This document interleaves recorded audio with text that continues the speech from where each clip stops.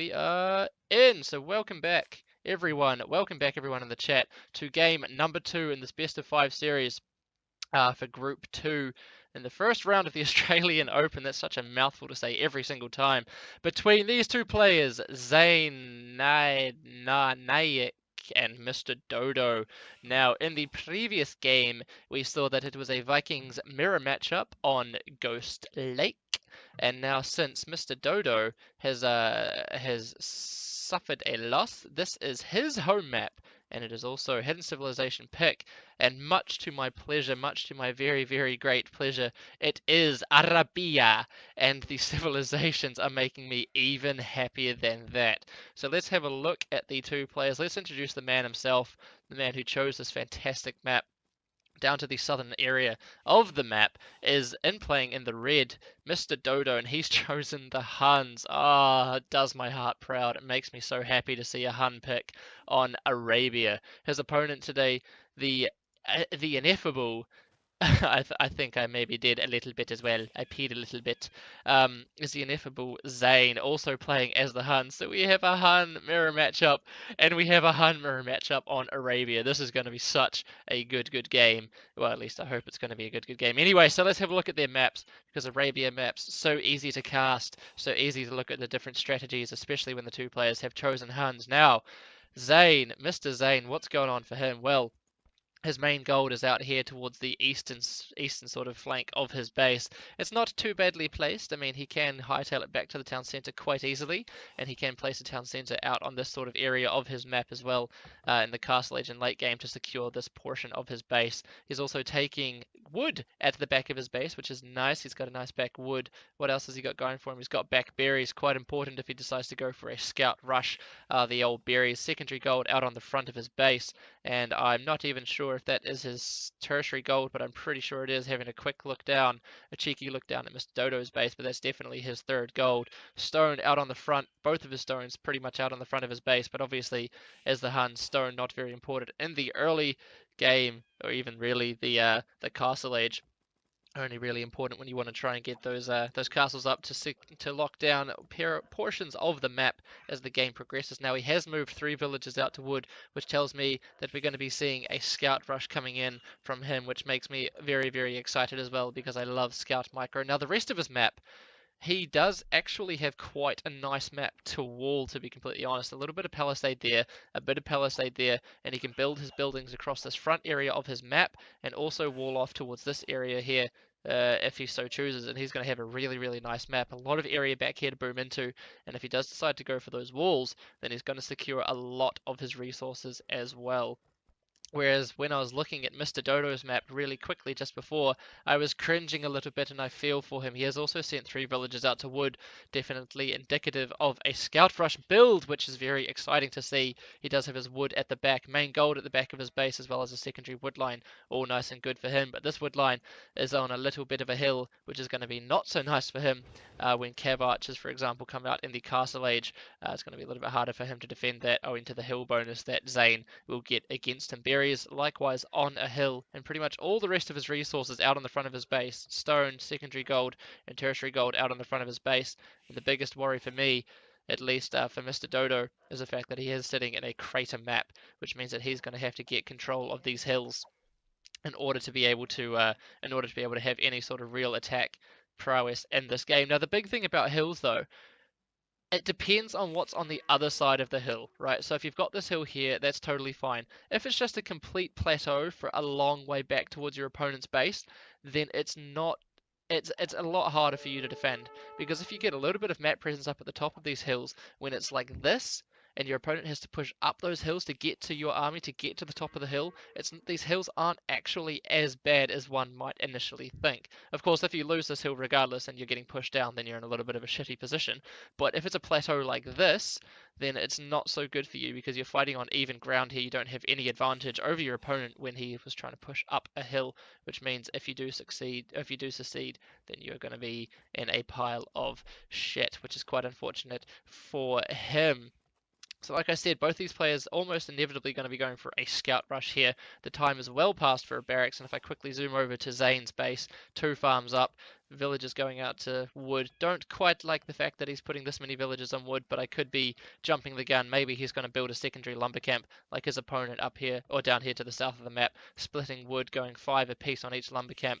Very strong, very efficient build order, and I like what I'm seeing so far from both of these guys. Are going to be clicking up 22 pop up within 3 seconds of each other, so that's going to be quite nice to see from both of these guys here. So scout rushes all round, and it looks like I was incorrect, and Zane is going to be building a secondary lumber camp, almost as if he can hear me from the past. So here we go, Zane up to the feudal age now. Potentially a little bit of a delay, a little bit of lag maybe, but feudal age now coming in as well for Mr. Dodo. Only 9 seconds difference between these two players, so it's not really going to be too detrimental either way. And I was mistaken. There's only 4 villages down here on this lumber camp, and sending 5 out to the northern one for Mr. Dodo. He's going to be wanting to get a little bit more wood, and there it is. He's decided to take a straggler tree with the final villager to make the 10 for the wood that you would need. And we can see wall-offs now starting to come up from Zane as well. That's nice. That's a good wall. Again, he could have gone out here, but maybe it was a little bit far out of his way. Maybe he didn't want to travel so far and, minimize that idle time as well. There has been a lot of retrospective dream cheating. I've heard that, and I mean, I've spoken to Robo about it, and he said, it's really hard to time travel at the current time because the stars aren't aligned, and this is messy. This is using Viper's trick of the day, but as Pyro knows, as Octagonal Dick knows if he's in the chat, it means that your villager building that lumber camp goes idle after she's built it, and this is really, really bad for Zane. That's going to hurt his food income once he starts seeding farms. He might not be able to get all those upgrades that he needs, and this is quite messy as well. And he's actually got 3 villages idle. No, he's still got 3 villages idle. Where the heck are his other idle villages? Oh, his walling villages are also idle, but he's sorting them out now as well. But this lady down here, she is still idle, and this is again going to be hurting his economy as he reaches the feudal age now. I can only imagine we're going to be seeing that all-important stable. She's idle for several minutes. Is she really? Oh god, that's so sort of watch. But anyway, both players up to the feudal age. Not sure if I really like the positions. I would have liked to see the positions potentially up here for his buildings, but maybe he wants to secure this area with TCs later in the game. But at least now he's going to be able to get his stable up, and the scouting information from Mr. Dodo is more or less on point, as he also throws up a stable back at home with 3 villages. What can we see? We can see a bit of a delay here, and the stable coming up now first for Mr. Dodo, offsetting the fact that he did have that slower upgrade time to the feudal age, and he moves out with an aggressive spearman. This is a really nice play. The aggressive spearman can catch a few players off guard, and you're right, Pyro, she's still idle. That's really huge. Both of the important eco upgrades, double bid axe and horse collar, having been researched now for both of these guys. The offensive spearman coming in, maybe looking to get a few sneaky wee shots off on a couple of one of these scouts, which is really going to help turn the tide for Mr. Dodo and the scout battle. And there we go. The attack is going down, and one scout is already down for Zane. That is so sloppy and so messy, and that spearman paying dividends, paying off in spades right now, as Zane decides, hey, I'm just going to keep my scouts nice and safe inside of my stable for the time being, because that was a really messy trade for him. Literally nothing got done by that scout. Maybe maybe a couple of attacks on the scouts here of Mr. Dodo, but at the end of the day, it's absolutely nothing. And that is really nice play from Mr. Dodo as he takes a decisive, not a decisive, but a really nice military lead. Defensive spearman now coming out for Zane, and this is what I was saying. This hill is going to be a bit of a nuisance, a bit of an annoyance for him. But the spearman battle here is going to go in his favor as long as he manages to keep the hill. But Mr. Dodo with his nice spear micro. The scouts now coming in from him though. Mr. Dodo is going to be able to clean up that spearman, but the defender's advantage is what's really going to be paying off here for Mr. Dodo. For Zane rather. Is that villager still idle? She is on the hotkey here, and we're going to come back and check on her every now and again. This hill is a really nice launching platform from which Mr. Dodo can start flooding scouts, flooding archers, and really starting to put the pressure on his opponent. Of course, he has not done any eco damage as of yet. Both players playing a little bit passively, a little bit timidly, obviously. This is probably the first tournament games that potentially these guys have played, but what's going on back at home for Mr. Dodo? We can see that he's moved out to gold, looking to get that archer transition. Here we are. The archer transition has already started. Really nice, succinct, clean, crisp build order from him. That village is still idle there on the farm, and she's finally been, on the wood. She's finally been fixed. That has been a long time idle. That is really messy to see. And not Mr. Dodo, Zane looks like he's going to be going pretty heavily into scouts, seeding a lot of farms and hasn't moved out to gold yet, even though the 13-minute mark has already been passed, whereas we can see one archery range already been thrown up for his opponent, Mr. Dodo, back at home, and no archers having been queued up just yet, but a second range now being thrown down for him as well, so he's going to be able to start flooding across archers, and archers obviously going to be able to deal to these spearmen really easily, really effectively, really quickly, giving the scouts just free reign to run into the base here and start doing some real eco damage to his opponent. But a little bit of horseplay, a little bit of stutter stepping here between the scouts of Mr. Dodo and Zane, as Zane again just gets the heck out of there. The military numbers completely even. I do believe they both have the same amount of spearmen. No, there's 2 spearmen here for Zane as he finally moves out to gold. Wheelbarrow coming in now for Mr. Dodo. So all the farms that he has got up at the moment going to put him in a really nice position to be able to get up to the castle age in a really, really nice amount, or a really, really nice time. But again, this hill advantage that's going to be coming into play, and is going to start paying off in dividends and in spades for Zane. But he's finally managed, for Mr. Dodo rather, but Zane, in saying that, taking a really nice fight here, bringing in the 2 spearmen and chasing these scouts away. What he really needed was some archers in here, some archers in that mix, just to take down those spears, means that his scouts would have been able to take that fight really, really easily. Archery range finally coming up here for Zane. It looks like he wants to get some sort of a wall up across this part of his base. Completely fair enough. It is going to give him a little bit of map control at the top of this hill. But now Zane, Mr. Dodo rather, has been forced back to his base as Zane decides to move in his scouts. Both of these guys decide to move in their scouts past each other, but Mr. Dodo actually on point. My mistake, and he's going to have to start pulling back to defend against this tirade, this horde of scouts, this horde of Hunnic scouts that are going to be trying to get inside of his base. But this is what I was saying, these hills here, these are going to be really, really nice for Mr. Dodo if he can actually hold the top of them, pardon me, and force his opponent to come up the hills to him, which is exactly what would happen on this side of his base, for example. Now, those archers, have they been expelled? No, they have not been expelled just yet. No, they have been. Yeah, there they are. They have been expelled. This is going to provide a little bit more firepower against the scouts from Zane, who is now getting bloodlines as well as a relatively late wheelbarrow. So bloodlines coming in now for Zane as well. So any scout fights are definitively going to go in his favor, as bloodlines has not been completed for the red player, Mr. Dodo, as of yet.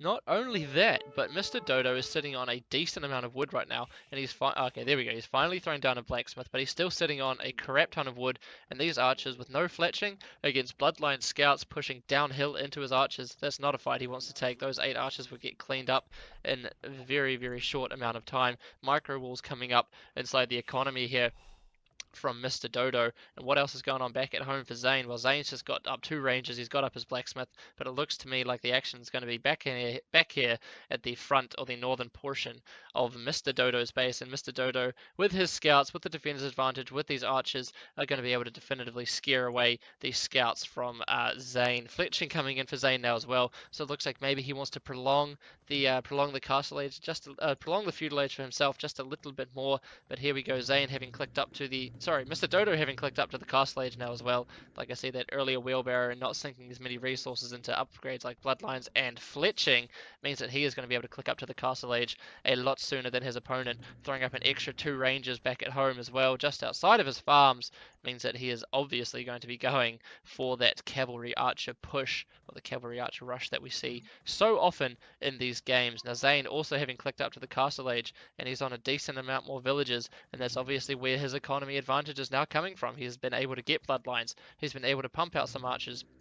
He's been able to get the fletching upgrade as well, and can only assume that he is going to be throwing down an extra couple of archery ranges and trying to match his opponent in terms of cavalry archer numbers. Now he's moved out to the right hand side and he's walling off his base here as well, which means that he knows that any aggression is going to have to befall him from this portion, or in this portion of his economy or of his base. And we can see the extra 2 ranges now coming up as well, which is indicative, which is more or less exactly what we always see in Hun Wars for archery range cav archers in the early castle age. Now, in terms of advantages, right now, I would say the slight advantage goes to Zane. He does have a good number more farms up. He does have the higher upgrades. I don't believe not ballistic. Sorry, fletching's still not done for Mr. Dodo, and I can't see where his bloody scouts are they the puppies up here? There they are, and still no bloodlines as well. So he's going to lose all of his scouts more or less here. He's going to know, oh, okay, my opponent's got fletching, he's got bloodlines if he decides to click on those scouts, and he's going to be thinking, right, maybe I need to get these upgrades as well. But fletching, okay, fletching has now been done for Mr. Dodo, who is now in the castle age, and crossbowmen and bodkin arrow are coming in straight away for him as well. But he can't take a straight up fight here. That would not be a cost effective or a good fight for him to take at all, since his opponent is going to be up to the castle age very soon as well. He does have quite a nice meat shield here of scouts, and now Mr. Dodo is going to give away his position by taking down these spearmen of Zane as they push out across the map, and all Zane has to do now is just try and fall back somewhere, buy a bit of time before that crossbowman upgrade comes in, before that bodkin arrow upgrade comes in, and before the cav archers start streaming out of these archery ranges as well. But neither player really wanting to take a fight. We've seen that their micro is more or less even. I might give the slight advantage here in terms of micro to Zane, but for the time being, Zane's going to be in a completely fine position, as this plateau here is not going to be used against him, since he's more or less blocked off the hill advantage that Mr. Dodo would get. And here we go, a bit of micro, a bit of crossbow. A bit of crossbow magic, some splitting there coming in from Mr. Dodo, a little bit superfluous, didn't really help him pay off at all, and Zane clinging to this hill means he's going to have a nice clear hill advantage here, and it's going to make it just that little bit harder for Mr. Dodo to push up into his economy as he starts sneaking his scouts around the side of Mr. Dodo's base, and the surprise attack would have worked out so much better had he not have started attacking those archery ranges and potentially moving into these spears as well. Spears bad patrol, spears not really doing anything against those scouts, and the crossbows here also about to start getting a little bit of firepower having been done on them. Obviously no ballistics really starting to hurt here, but the wolf is going to get involved. The wolf's not going to get involved. Mr. Dodo recognizing that he shouldn't be taking that fight, although to be fair, he probably could take that fight as the scouts do start moving in, seeing what harassment they can do to Mr. Dodo's economy. The cav archers +2 attack, +1 defense, still no bloodlines on these guys as of yet. And Mr. Dodo is failing to remember that bloodlines are pretty good, a pretty hefty, a pretty important upgrade for him to get as well.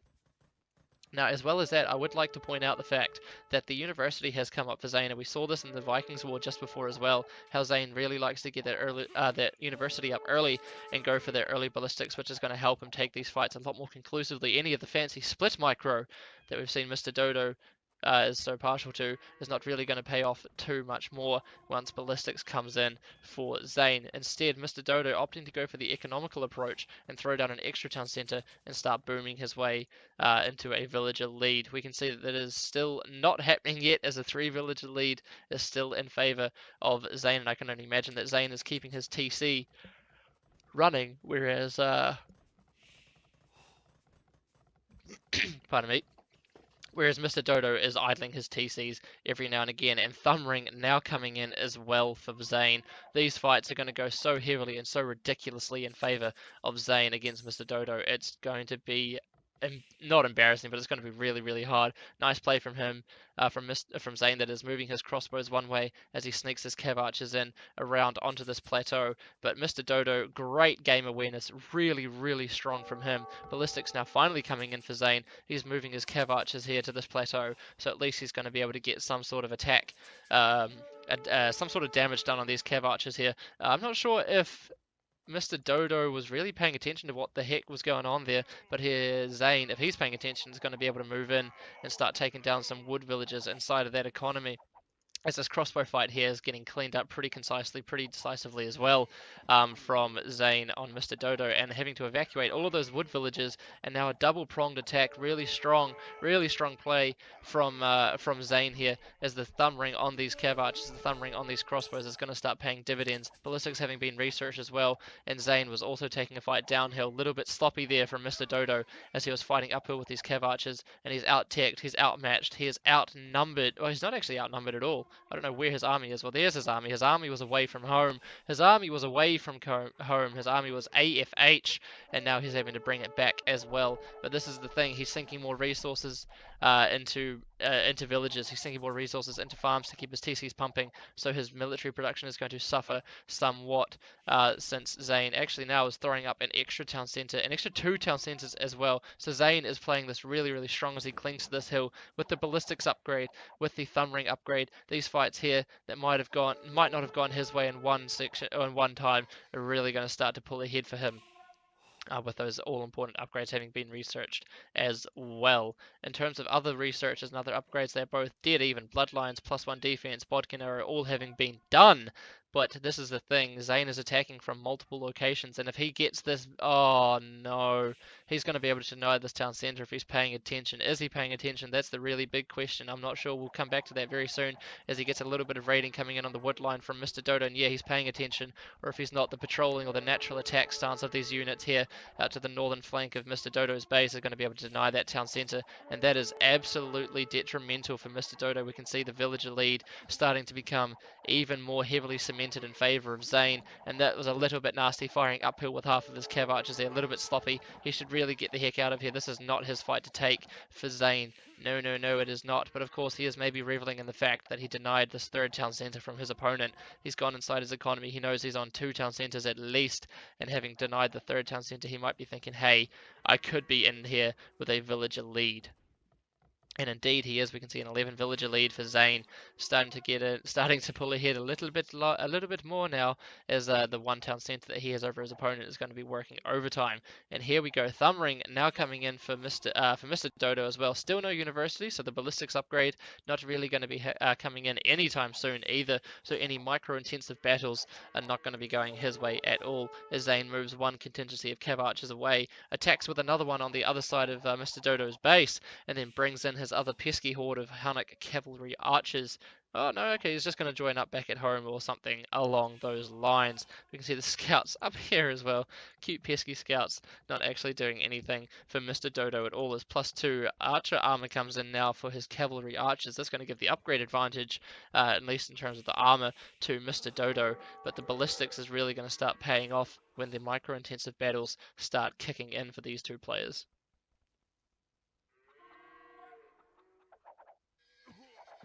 And this is not what you want to see. That's 2 cav archers lost just for free. But of course, Zayn potentially taking a little bit of a sloppy fight, fighting uphill a little bit. A couple of cav archers that were sitting on this wee lip here from Mr. Dodo and retreating back to his own wee hill here. Mr. Dodo thinking, no, no, no, I'm not silly enough to try and take that fight, son. You come to me. You come push up my hill. I'll sit at the top of it. I'll camp my hill, and we'll see who comes out better off. And then Zayn thinking, right, if that's what's going to go on, I'm just going to move my other cav archers in and start picking off some villages on your woodlines, on your farmland.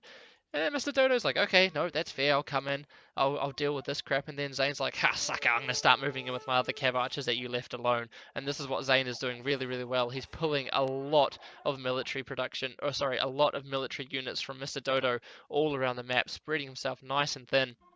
And that's just got to come down to the fact that either the archery rangers here for Mr. Dodo are just not working as hard. You can see that all of them are pretty much idle for Mr. Dodo, whereas Zayn's continually got cavalry archers coming out, and it's starting to reflect as well in the military production numbers that Mr. Dodo is just not keeping his archery rangers as active as he really needs to in these Hun mirror matchups on Arabia. Again, Zayn, that's a little bit sloppy from him. A lot of free hits coming in there on his cavalry archers, but if he can retreat back to this hill, and he's going to be able to start taking down farms. He's going to be able to start picking off all these villages. I don't know where the heck Mr. Dodo was going with his cav archers, but that was not the correct way to go. And this is the thing I was saying as well. This hill out towards the front of his base, the hill out to the right hand side of Mr. Dodo's base, was always going to be decisive, always going to be really, really hard. He needed to take control of it.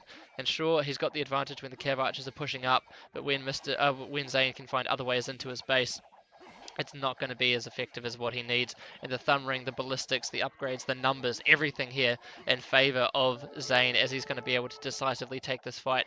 Defender's advantage or no, this is going to be Zayn's fight all over. And I think Mr. Dodo is recognising that now as well. A good chunk of Mr. Dodo's cavalry archers are actually firing uphill here. Therefore, the hill advantage is not in favour for him.